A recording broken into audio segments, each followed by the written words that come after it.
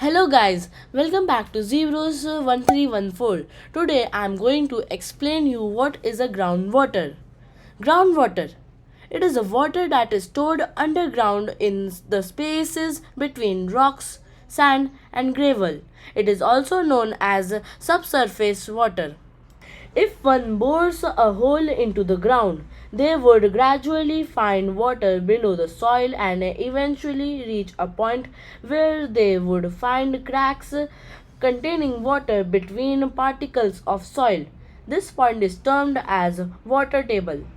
Some interesting facts about groundwater are: groundwater comes from rain. Rainfall seeps through the soil by a process called infiltration, which helps to sustain the groundwater level. Numerous layers of sand and rocks help to filter the groundwater as it passes through these layers. This helps to remove the suspended impurities from the water. It does not remove the germs and the soil that are dissolved in the soil from the water. Tube wells and wells are bored in the ground to reach the water table, which helps to obtain the groundwater.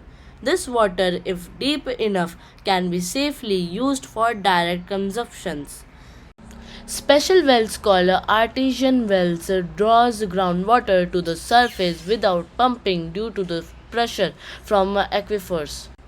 If we look at different layers below the earth's surface, they are soil, water, loam, rock, artesian aquifer, sandstone, etc. This is all about groundwater for now. Hope you find this video informative. Like, subscribe, and share. Thank you.